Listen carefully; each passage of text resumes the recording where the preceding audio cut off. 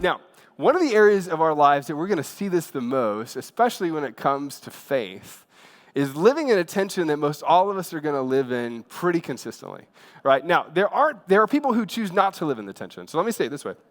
There are people who've been followers of Jesus for a long time that walk through their day and day out sort of life, and it's comfortable and it's good and it's great, but they don't actually have the kind of faith that reaches further beyond where they find themselves in the tension that we're going to talk about. But what I'm going to talk about today is what does it look like for all of us to be pushed so far out that when we actually look at our day in and day out lives, when we look at the moments that we process through in our lives, that we find ourselves sort of in the deep end of the pool and having to flex muscles when it comes to faith that oftentimes we don't kind of naturally flex. And the way that we find ourselves in this, and you've seen this too, is in the moments of deep uncertainty, right? Now, sometimes we find ourselves there because life kind of forces us there. But I think people who have sort of grown in their faith and stretched in their faith find themselves in a place where they are constantly uncertain about some sort of future outcome because of the way that they approach their life and the way that they approach their relationship with God. That oftentimes the things that they're thinking about or praying about aren't things that are apathetic that they put to the side, but they're things that they're deeply invested in and deeply engaged in, right? We talk a lot about our church, about people who are outside of the faith, and we challenge people who are followers of Jesus and are part of our team to go, hey, you should have 3 or 4 or 5 people that you're constantly praying for, and I think there should be 1 or 2 people on that list. You're like, I don't know if they're ever going to see it that way. And that's great, right? Because it stretches our faith and it moves us into a season of uncertainty pretty constantly. So sometimes I think we're stretching our faith in that way. And then sometimes we just find ourselves in moments like that too, right? You find this in moments with your kids. You find this in moments of just living with your work and your spouse. You find these in moments all throughout the day where you kind of go I'm not fully certain about what's next, right? Now, I think we kind of go in these sort of modes when it comes to faith, and one of these kind of steps that we kind of find ourselves in is there might be broad uncertainty about the future, but we feel certain about whatever the current step is. You feel really good about where you are right now, right? At some point along the way, you're like, hey, this is a good thing. I feel pretty certain about the current step, and then at the same time, you feel pretty uncertain about what the next step is, right? You can feel really good about where you currently are and then look one step in the future and go, I feel really uncertain about the next one. I don't know what to do about the next step. And then a lot of times we'll find ourselves in this place. We'll be uncertain about the next step, but real uncertain about the outcome of what's coming next. And sometimes when life presses this on us, and sometimes when we find ourselves in these kinds of moments, right, there's only one way through it. And it's not anything that you can conjure up or muster up, not anything that you can really control or grab the bull by the horns and forcefully do. You just kind of take whatever the next step is. All right. Now, I'll tell you, for us, I told you I was going to tell you a little bit of the story of our church. Back in, I believe it was 2018 is when it was. I was on staff at a church in Traverse City, Michigan. And anybody been to Traverse City real quick? Wow. That's always more people. Anybody been to the Traverse City in the wintertime? Of course not. There you go. Of course not. It snows 9 months out of the year. There you go. So we were in Traverse City, Michigan. I was at kind of a job that I just absolutely loved. It was fantastic. I was there at a pretty young age. I was going to do things that I really like to do at a large church. And essentially what they did is they gave us quite a bit of money to take a church of, 800 to 1,000 people and then transition it into kind of a new church or part of a campus of this larger church. And so we were up there. We had just had Henry, who's our first baby. He's 5 now.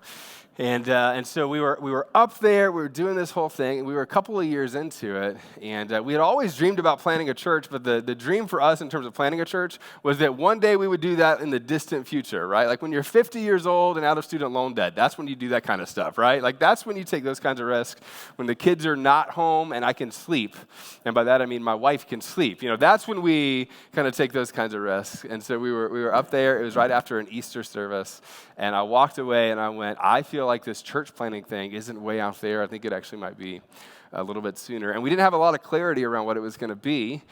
We just knew that we wanted to create a place for people who were unchurched or de-churched, specifically from our time in Traverse City, for people who had kind of deconstructed their faith or were on some sort of journey of deconstructing their faith. And then my wife, she came up with this line, I wish I could take credit for it, but she said, we want it to be like a place that looks like hope and feels like home, right? Hope for the person who has questions about faith and the future and what it could be, but a place that immediately feels like home when you get here. And I'll never forget, a couple years later when we were sitting with John and Marilyn Prees back there, they were the first people that I had talked to, and we sat across from coffee, and I'm trying to, please, help us build this thing.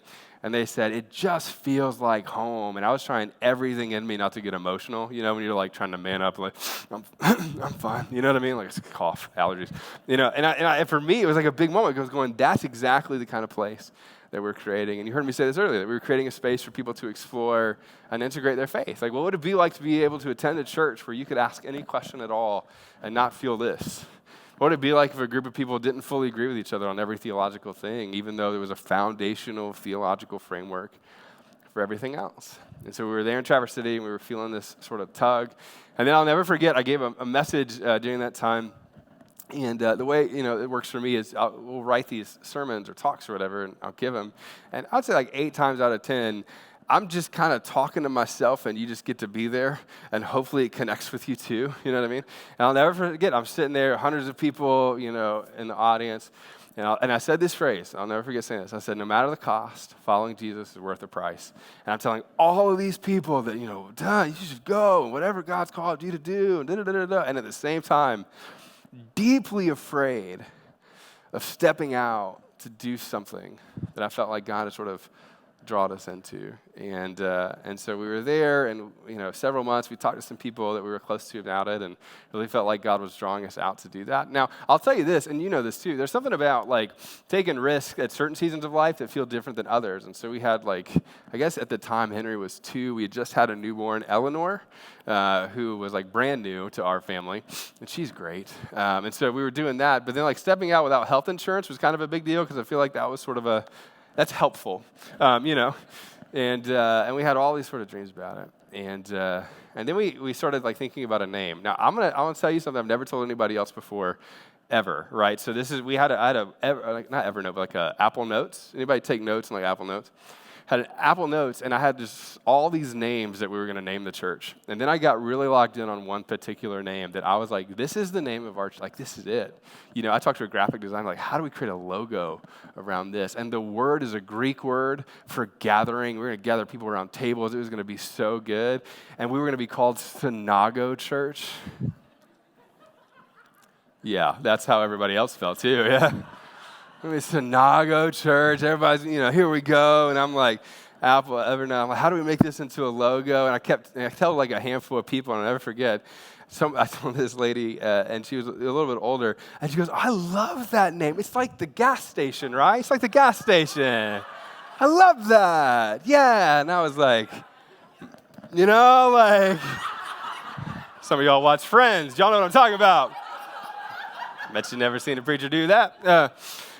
And I was like, I guess it's not that, and we stepped out, and what we felt the deepest is that God was drawing us out to do this thing, and we didn't know what it was. And eventually we sort of like landed on the name Nuvo, and some of our team. Sorry, I forgot I did that. So I'm like, it's not that funny. It's not that funny. That's great. And we were moving forward, and so I'll tell you, we felt excited and deeply uncertain about what our next steps were, and we weren't sure what we were doing, and I talked to Ryan and Zach, so you know Zach too, and they were amazed, like they were like, God's been working in us. In fact, I love to tell this part of it. Actually, at some point we just need to have her tell this part of it, but. Several weeks before I ever really talked to Ryan about the church plant, Emily Steigel, his wife, who's sitting back there, I won't embarrass you, but, well, actually I am. I'm like pointing to you. So she's over there. Emily texted Zach's wife. I was like, I'm going to butcher it, but some version of I feel like God might be really leading us to this church plant thing. It's probably coming sooner than we think, a version of that. And now we just know that God speaks to Emily first. So it's pretty great. And she's right. And we talked, and Ryan, Zach, they left jobs and fundraised, and they fundraised their whole salaries to be a part of what we were doing. And they're both wildly talented and ridiculous. So we would meet early in the morning at 7 a.m. in a coffee shop that nobody went to. I accidentally told that owner one time, I love coming to your coffee shop. Nobody's ever, And we'd have these secret meetings, where we'd talk about this church plant. And then it came time for me to tell the church that we were at. And I was at a church, and you know this about jobs, right? When you tell somebody, I love what you're doing, but at the same time, I feel like I might be moving on to go do my own thing. There's a couple of different responses to that. One of the responses to that is, I'm so excited for you. Let me free you up to do that opportunity right now. You know what I mean? Like, there's that version of it. And my boss and our lead pastor at the church is a guy named Steve Andrews, and he's an extraordinary man, probably one of the best leaders that I've ever met in real life. Like, he's extraordinary. He's like 6'7", you know, he's like huge, just this massive, he used to play football, he's a wide receiver, maybe quarterback, wide receiver, quarterback, and he was just really massive.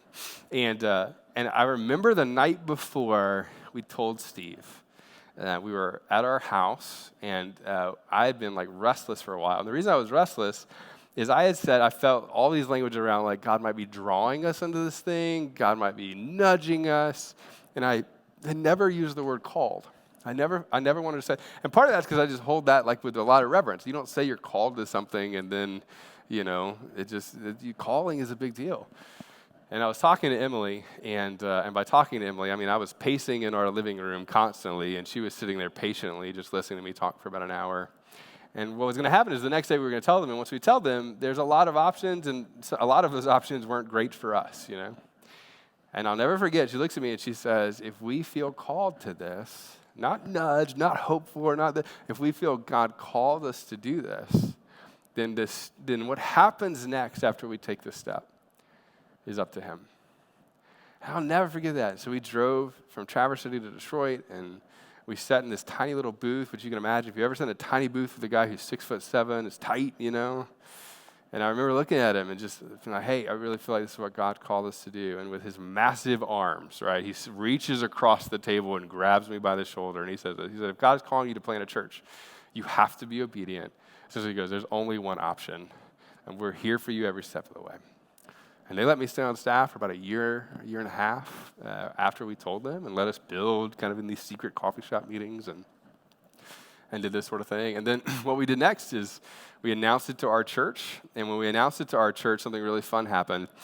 Within a very short time span after we announced, we got 2 phone calls. And I love these phone calls.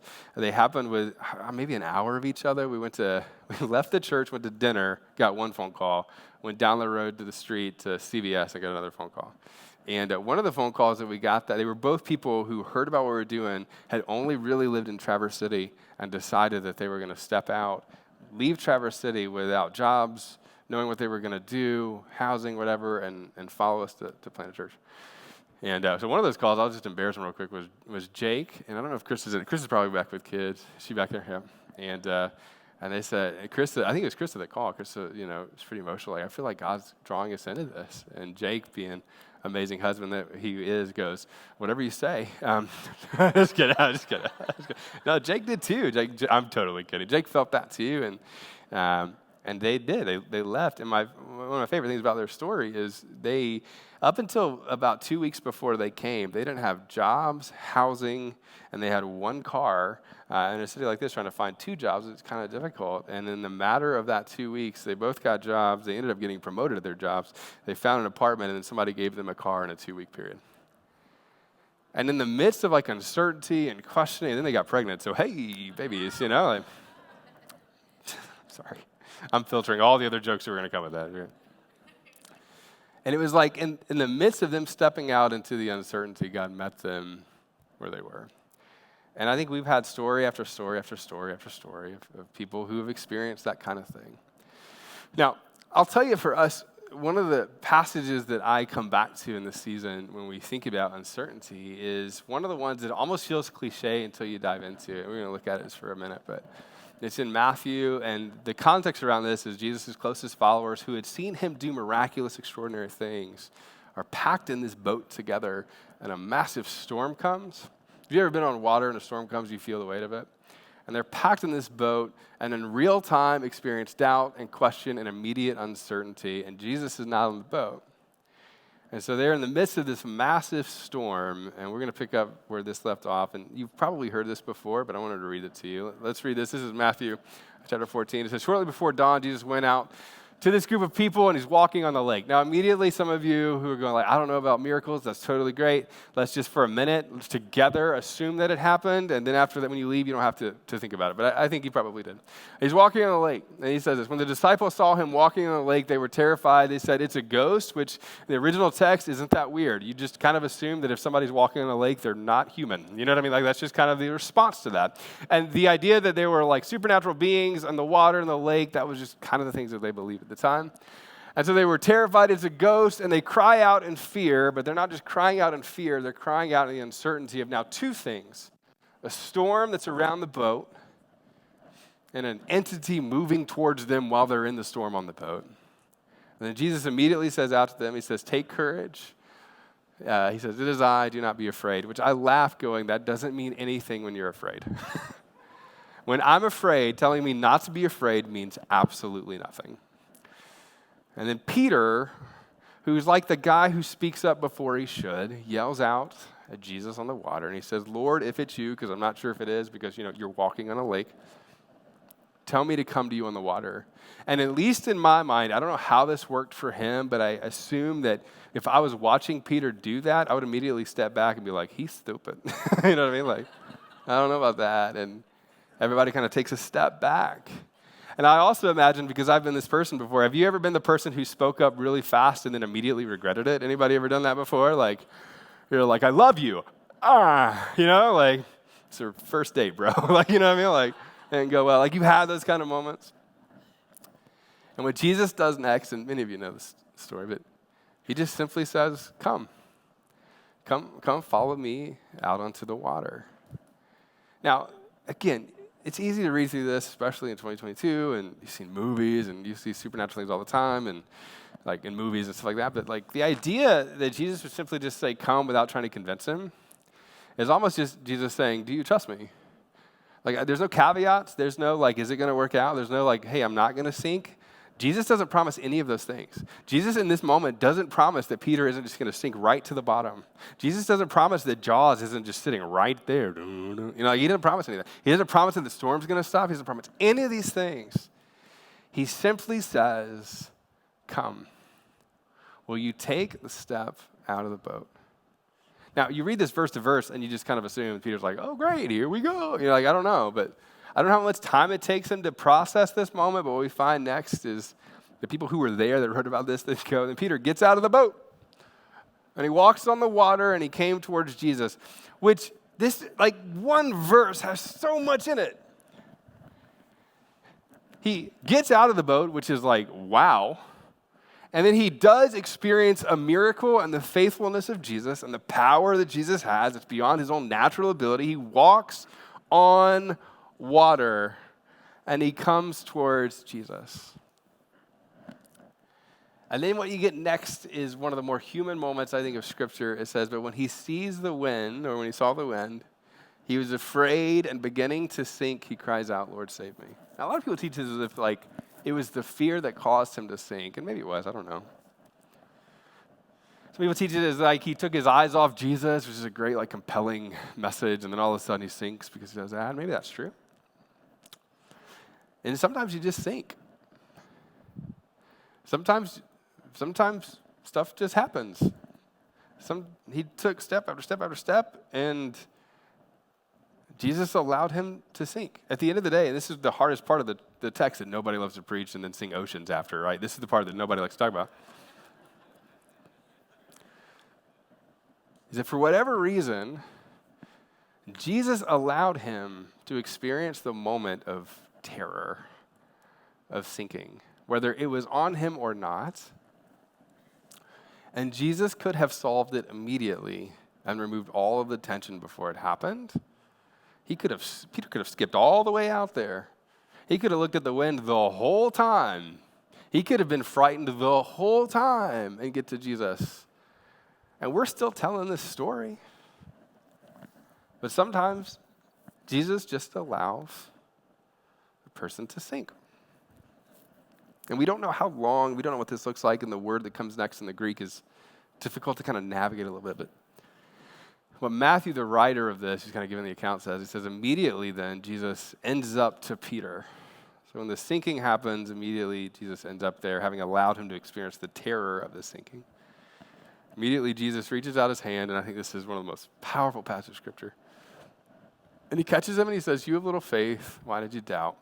Now, you've heard me teach on this before. I was brought up to mean that Jesus did this. You know what I mean? Like, why did you doubt? You were less than. You didn't have enough faith. You didn't believe hard enough. Da, da, da, da. But the truth of the matter is, again, Jesus didn't have to let him sink at all. He could have just been a human being going, "I'm walking on the water, looking at the wind, and now I'm freaked out," right?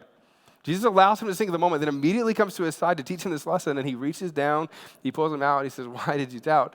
You have little faith." And I don't think it's this. I think it's the heart of a good father that reaches into the water and acknowledges the depths of the humanity of the person in the moment. He reaches down and he pulls him out, and they make their way back to the boat. What a great story, right? Now, I think this teaches us so many different lessons, but one of the lessons I think is so powerful is that Jesus allows us to experience the fullness of our lives in ways that sometimes are at highs and at lows, and sometimes cause pain, and sometimes don't, and sometimes we're just living in the uncertainty of in that like sinking moment going, "I don't know what this is, but I know I can't do anything in the midst of it. What are you going to do?" And the power of the Jesus of the New Testament is he shows up. It's his presence. It's Jesus reaching into the water. It's Jesus doing the supernatural. It's Jesus nudging us out of the boat and in the depths of our faith. They call us to trust him deeper and even more. And I think what we see with Peter is you find this moment of like faithfulness in this particular step, but also like this deep faith for whatever the next step is, right? That you find Peter going, "I'm going to be faithful in this particular step. And whatever the next step is, I'm going to have faith that you meet me in that too." Now, this is why I made the jokes at the beginning of the message. You can be a really great person, a really great moral individual. You can even believe that Jesus died on the cross and rose from the dead and be a follower of Jesus and not know what it's like to experience the kind of faith that causes you to trust God for the remarkable, for the beyond you kind of stuff. I was meeting with somebody recently, and I won't say who it is, but and they're walking through like a season of like infertility. We have so many friends that have done this, and they pray and they pray and they pray, and they're in the midst of praying, and I go, "We're going to join you in that prayer every single day. Every single day, I have things that I pray for, but one of the things that I pray for them, and actually for other couples in particular, is that God would give them a baby." And this is one of those things which is so hard because at the depths of it, you go, "I'm going to ask God for what feels impossible," and also know that sometimes he doesn't do it in that way. And yet he calls us to experience and pray for the impossible that only he can do. You experience this when you pray for healing for people. I'll never forget when my grandmother passed away, being in the hospital room, praying with everything that I could muster up that she would be healed and her not be healed. And having this like crisis of faith as a kid, I don't know what to do. Because the answer to the question is sometimes God shows up in the way that you think, and sometimes he doesn't. And sometimes he is faithful in the ways that you think he will be, and sometimes it's a different sort of thing. It's a different journey. Some of you know what this is like to pray for adult children. You know this. You can't convince them. You can't force them. You can't persuade them. You can't even manipulate them to do what you want them to do. And all that you're left with is praying the kind of prayer that feels extraordinarily big and bold to you. And trusting God that he will meet you in that. And there's something about that middle ground uncertainty that stretches us and it molds us and it creates something in us that is really, I think, where God wants us most of the time. But I might notice to say this way, that faithfulness in what is seen ends up revealing what has yet to be seen more times than not in our lives. That as much as I want the full story of the end picture, I don't always get it. What ends up happening is that I end up faithful in whatever the next step is, and that God reveals what the next step is for us. Now, having said all that, we're going to talk about this personally, but we're also going to talk about this corporately as a church. And so you know that for us, we launched in September. We moved here 2020 in June. And we knew a couple of things. We knew the kind of church that we wanted to be. Everything shifted with COVID, so we didn't know exactly what we were doing, but we knew the Facebook cold call thing was working, and then we ended up meeting at Cohatch, another Cohatch, every hotel in Dublin, which has been amazing. So you've been with us on this journey. Like, John has been to probably 3 hotels with us, which is great. Like, we've had all of these sorts of moments along the way. And then one of the cool prayers that God answered was he brought us to this place. And so when Emily and I came here the very first time, we saw the exchange, like, this is where we want to be. Man, this is an amazing facility, and it is, right? It's incredible. And we thought our plan and our approach is going to be here, that we were going to be in this space from the time that we launched forever. But secondly, for at least about a year and a half is what we looked at. And when we got here, it's been an extraordinary time. And Kristen, who's kind of like our liaison to Cameron Mitchell, has been extraordinary. Some of you today, you need to meet our friend Tom. Tom works here. You may not know this, but they have weddings in here on Saturday night. Tom works all the way through the night to clean this space so that we're ready on Sunday mornings. And then he works the entire time that we're here. Every single one of the chairs, they set out. They get this stuff ready. And it's been amazing. But back in December, I was in Texas. And while I was in Texas, I was at this I don't know, it was like a leadership conference kind of thing. And we found out while we were there that because of like just the financial side of this and some businesses they had lost and all this sort of thing, that we weren't going to be able to continue here beyond March of this year. And that was like, I don't know about you, but you probably take news better than I do. I took a walk. I turned on Eminem. I'm just kidding. I did all these sort of things. Like, oh my gosh, I called Emily and Ryan and some mentors that we had. It was just a tough thing. And it wasn't this is what's hard. I think I would have probably felt better if there was tension or there wasn't. They were like, you guys have been amazing. We love having you here. It's a financial thing where the price was just going to be outside of what we could do. And so when we discovered that, we did a couple of things after I listened to that song, and we just walked around, and I talked to Ryan, and we began to pray, because there was something that we couldn't forcefully happen on our own. And the other part of our story is we've looked at a ton of venues in this area, and it's just hard to find space in Dublin. Schools won't let you kind of meet in there with the size that we are right now. A lot of facilities are taken up, so it's been difficult. And so a few weeks after this, there's a building that we've been praying about since we moved here. And so we knew we wanted to be here, but there was a space nearby that we were like, hey, it would be amazing to be there. And the way that it worked out is they had ended up closing this place, and when they closed it, the person that kind of owned the building and the facility, we just couldn't figure out how to get a hold of them. The facility that we've been talking with for the last few months is an area that many of you probably know. It's called La Scala. Now, La Scala was a restaurant, banquet hall. Some of you, how many of you have ever been to Ether? Has anybody ever been to Ether? If you've been to Dublin or weddings, and we talk to all people all the time. It's an incredible facility. They closed it about 18 months to 2 years ago.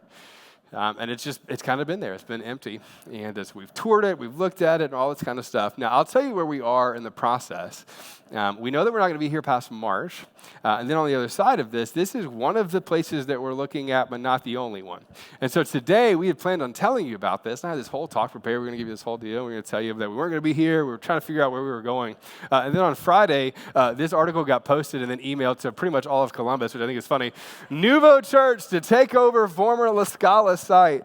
And Ryan called me Friday afternoon. He's like, hey, he goes, I think you're going to have to talk about La Scala on Sunday. I was like, really? We got it? He goes, no. But there's an article, and I was like, oh, great. And so I got texts from you, many of you, and he's like, hey, what is this? This is cool. I was talking to somebody that attends our church. She was just out, she was working with somebody else, and they go, oh, you moved here to plant a church. Great. She goes, the one that's taken over La Scala? I was like, that happened in an hour and a half. You know what I mean?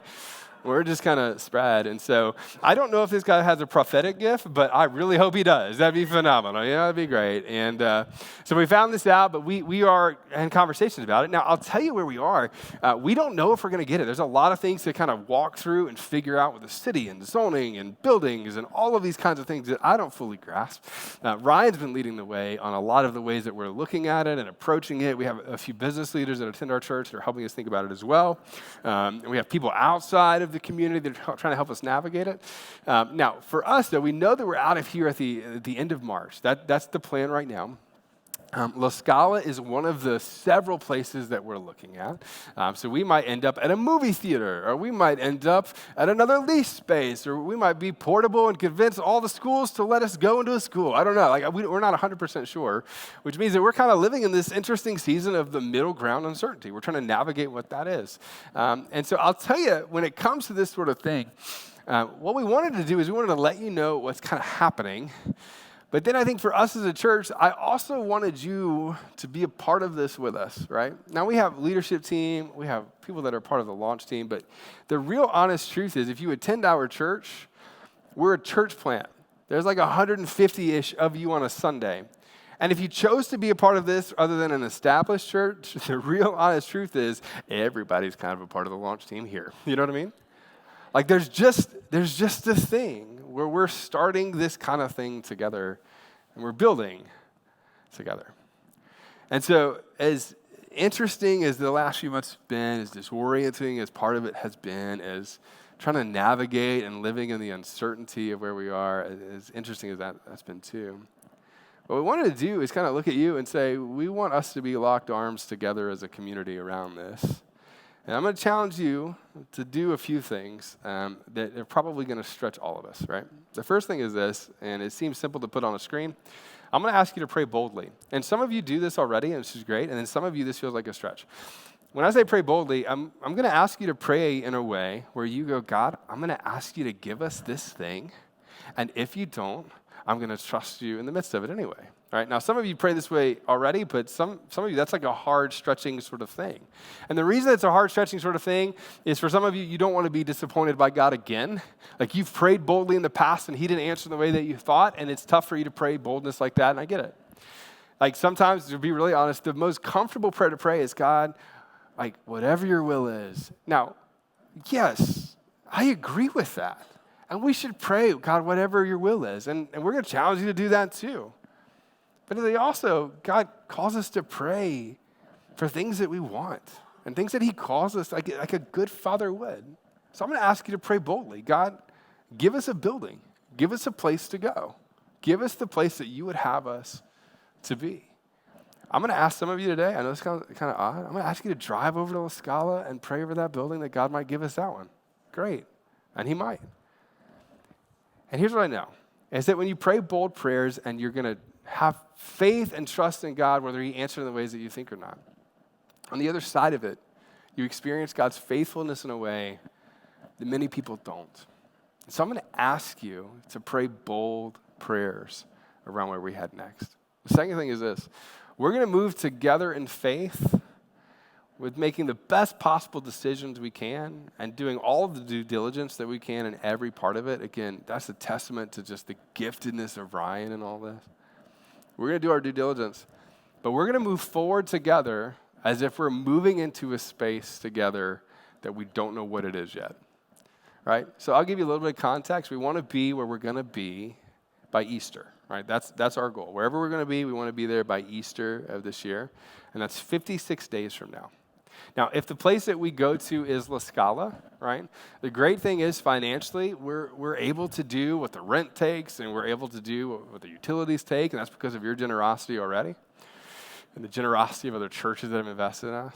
But the part that's going to be interesting is how do you turn a restaurant into a church, and specifically a restaurant that was closed like 18 months ago. And essentially what they did is they said, hey, we're closing. They closed the doors and stuff. When we went to tour it, there's like Grey Goose all over the thing. There's more alcohol in that building right now. Don't go break in over there. But I'm just telling you, like, there's more alcohol over there than you can imagine. Like, so we're gonna redo the space, and that's gonna take investment from us to do that. So I'll tell you, this is kind of the big ask on this, and I'm gonna ask of you is we need to raise $85,000 in 56 days to turn a space that we're not sure if we're getting into a church.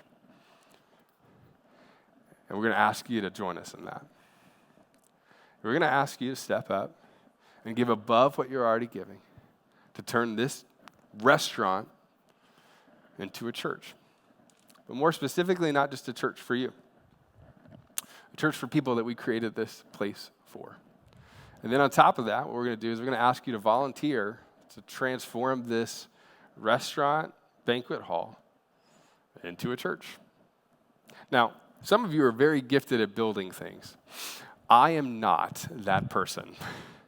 Some of you are really gifted at painting, which is phenomenal. We're going to ask you to join us in that.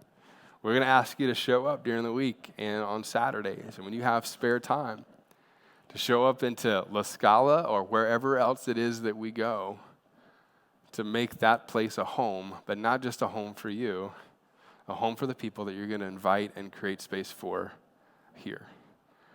And then the third thing that we're going to ask you to do, and this is a bigger one, right? We're going to ask you to make this church your church. And here's what I mean by that. Some of you have been attending our church for a while. Some of you have been here since launch or, in the last, kind of fall. And just like we've been like dating for a little bit, like, are we going to, I think this is it. And you kind of say that you attend Nuvo, but mostly because you don't want to say you attend somewhere else, like all that kind of stuff. And that's great. All that's fantastic. And now I'm going to ask you to say, this is my church, and step into this with us, all right? That means I'm going to ask you to invest here, to lock arms here, to serve here, to make Nuvo Church your church so that we can build this together. Now, I was trying to think of all the ways that we could end a talk like this, which is kind of fun because I'm kind of like personally challenging you to pray different. And then we're saying, hey, here's what it's going to take to go into a space in 56 days that we're not really sure what it's all going to look like, which is fantastic. And all of these sorts of things I could have. The more that I processed it, the more that I thought about it, I'll tell you, the best thing that I could tell you is to tell you what our vision is, and it's not just about what we're doing right now. We believe that there are people deconstructing faith all over the city and all over the country, and that there's not a room currently in Columbus that could house all of the people that are deconstructing their faith. There's not a room in Columbus that could house the number of people who would not identify as any sort of religion. You could fill up the Ohio State football stadium 9 times with the number of people who are disconnected from faith. And so for us, I'll tell you, this is a step in the journey. This is one expression of the church that will one day be many expressions of the church around Columbus. This is one expression of Nuvo that will be in Columbus, but ultimately one day in other cities. I love that Ryan said last night, I thought this was so funny. He's like, you should tell them that this isn't going to be the first or last wall that we paint together. And he's right. This won't be the only building that we engage with. This will be one of the buildings. And if you're here now, as much as you may think that you're just on the fringes, you're not. Because a year from now, there's going to be somebody that starts attending our church, and they tell a story about how they experience God here, and that they come to faith, and God heals their family. All these sorts of things are going to happen. And what they're going to do, and they say versions of this all the time. People say this. They'll say, I just want to thank Nuvo. I'm so grateful for Nuvo. You're going to hear this kind of language all the time. Nuvo is just a great place. Da, da, da, da, da. And they think about the church, and a lot of people think about a building, all these kind of things. But what they're really doing is they're thanking the group of people who started and took the first step out of the boat to do something extraordinary in faith. When somebody says thank you, Nuvo, they're not thanking me. They're thanking us. They're thanking us together for the kind of place that we created. And people are going to do that a year from now. People are going to do that 5 years from now. And there's going to be a day where people do that from different parts of the city. There's going to be a day where people do that from different parts of the country. And you're the OG. I think I said this to our launch team earlier. You're the OG. And then I asked my wife what that meant. You're the original gangster. There you go. Like you're the original ones. Right? You started. You're the ones that step out to do something extraordinary. And so here's what I promise you, right? We're going to be up front. We're going to give you as many details as we possibly can along the way. We're going to answer all of your questions, even though most of those answers are going to be, I don't know right now. We're going to figure that out together. But I'm going to ask you to engage. I'm going to ask you to pray boldly. I'm going to ask you to move together with us in faith, both in the way that you give your time and the way that you give your resources over this season. And then I'm going to ask you to make this church your church. And then we'll build this thing together. Now, the last thing I want to say, and the band, you guys can go ahead and come on up. Last thing I want to say is this. Whenever there's uncertainty, I think the best thing that we can do is be really clear with you about where we are and what's going on. At any point in this process, I want you to text me personally and ask your questions. And I also want you to text me personally and tell me that you're in. I do. If you're in with us and you're locking arms with us, I want you to tell me. Just put your name. If you're like, hey, I'm not sure if I'm in, but I'm thinking about it, great. Tell me that too. I want you to tell me. If you're like, hey, you know what? I don't know what we can do financially yet. Give me a week. Great. That's great. That's my actual cell phone number. I want you to text me, and I want us to be in on this together.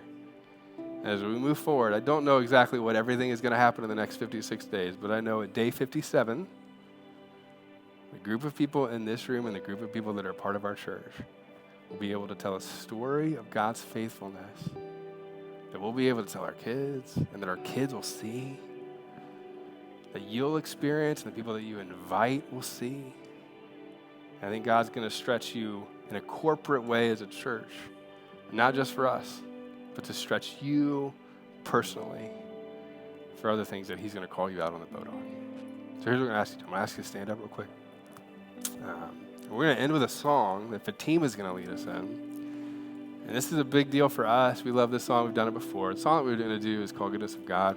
When we announced that we were going to our church in Michigan, that we were going to start Nuvo, uncertainty started the next day for us. Some of you know the story, but my daughter Eleanor had a weird blood test come back. There were a few months they thought she had leukemia. So we went through the first few months of this. Thinking about that. And, sorry. Fatima, I was on a roll. I was going to hand it off to you so well. It was good. And my wife Emily talked about this song. This is a song that we kept kind of singing together. And she's fine, by the way. She's good. They told us it was like a 1 in a million computer error blood test. I was like, I feel like we should have solved that by now. I don't know. Like, it felt like, like we went to the moon. Elon did it. I don't know. And we would just sing this song together on repeat in the car. And what it does, it talks about the goodness of God in every season of our lives, but specifically the faithfulness of God and the uncertainty of what we experience. And so as Fatima leads us in this, I'm going to ask you to sing this as a prayer for our church. And I'm going to ask you to sing this as a prayer for you. And the things that you carry, the things that you feel, the things that you feel uncertain about. And there's something about a group of people kind of saying out loud the truth of God that unites us in a powerful way and reminds us that it's not up to you, that God is present within all of it. Let's sing this together.